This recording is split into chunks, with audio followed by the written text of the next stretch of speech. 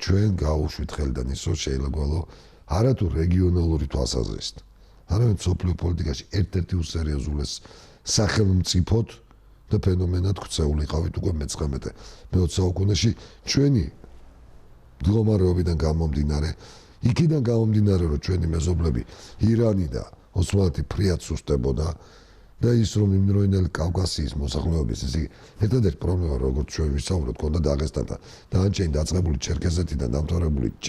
ჩეჩნები ყველა თავის ჰეგემონად ქართულ სამყაროს აღიქონდა იმ პერიოდში